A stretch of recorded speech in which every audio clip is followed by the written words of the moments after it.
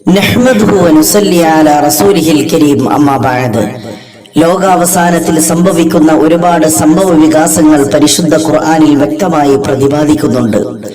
സൂര്യന്റെ പ്രകാശം നഷ്ടപ്പെടൽ, നക്ഷത്ര വ്യൂഹങ്ങൾ ഉതിർന്നു വീഴൽ, ഭൂമി അത് പിളരൽ, സമുദ്രം ആളിക്കത്തിക്കപ്പെടൽ തുടങ്ങിയ സംഭവ വികാസങ്ങൾ പരിശുദ്ധ ഖുർആനിലെ സൂറത്തുൽ ഇൻഫിതാറും സൂറത്തുൽ കുവ്വിറത്തും ഒക്കെ പാരായണം ചെയ്താൽ ഖിയാമത്തിന്റെ നേർക്കാഴ്ചകൾ നമുക്ക് കാണാൻ കഴിയും.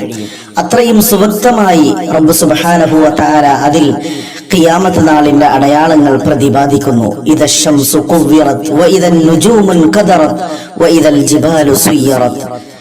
സൂര്യന്റെ പ്രകാശം അത് അസ്തമിച്ചു പോയാൽ, നഷ്ടപ്പെട്ടു പോയാൽ, അതേപോലെ നക്ഷത്രങ്ങൾ ഉതിർന്നു വീണാൽ, അക്കൂട്ടത്തിൽ അല്ലാഹു സുബ്ഹാനഹു വ തആല പറഞ്ഞ ഒരു വസ്തുതയാണ് വൈദൽ ഇശാറു ഉത്തിലത്. ഗർഭിണികളായ പെണ്ണൊട്ടകങ്ങൾ മനുഷ്യർക്ക് വേണ്ടാത്ത അവസ്ഥയിൽ ആയി കഴിഞ്ഞാൽ, അതൊക്കെ ഒത്തിലത്ത്, അതിനെല്ലാം ഉപേക്ഷിക്കപ്പെട്ടാൽ, അതായത് ഉയർന്ന മൂല്യമുള്ള വില കൂടിയ കാറും അതേപോലെ തന്നെ ബംഗ്ലാവുകളും ഒക്കെ അന്ന് മനുഷ്യൻ ഖിയാമത്തിന്റെ ഭയാനകരമായ അവസ്ഥയിൽ വിസ്മരിക്കുമ്പോൾ, അതിനെ തിരിഞ്ഞു നോക്കാത്ത അവസ്ഥ സംജാതമാകുമ്പോൾ, അക്കൂട്ടത്തിൽ അല്ലാഹു തആല പറഞ്ഞ മറ്റൊരു വസ്തുതയാണ് വൈദൽ വുഹൂഷു ഹുശറത്. വന്യമൃഗങ്ങൾ ഒരുമിച്ച് കൂട്ടപ്പെട്ടാൽ.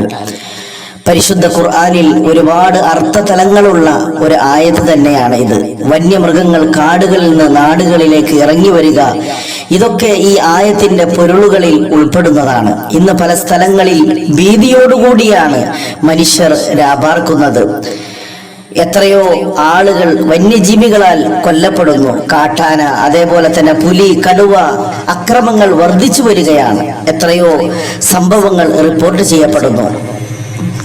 അതേ മൃഗങ്ങൾ അവരുടെ വാസകേന്ദ്രങ്ങൾ വിട്ട് ജനവാസ മേഖലകളിലേക്ക് ഇറങ്ങി വരിക, അങ്ങനെ ജനങ്ങളുടെ ഉറക്കം നഷ്ടപ്പെടുക, സമാധാനവും നിർഭയത്വവും നഷ്ടപ്പെടുക എന്നുള്ളത് മിൻ അലാമത്തി സ്സാഅ, ലോകം ദുഷിച്ചതിന്റെ അടയാളമാണ്, ലോകം അവസാനിക്കുന്നതിന്റെ അടയാളമാണ്. അല്ലാഹു തആല ഖിയാമത്തിന്റെ കെടുതികളിൽ നിന്ന് നമ്മെയും കുടുംബങ്ങളെയും ലോകരെയും അല്ലാഹു കാത്തുരക്ഷിക്കുമാറാകട്ടെ.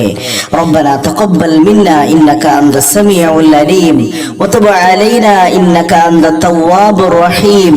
ആമീൻ ബിറഹ്മതിക യാ അർഹമർ റഹീമീൻ. സല്ലല്ലാഹു അലാ മുഹമ്മദ് സല്ലല്ലാഹു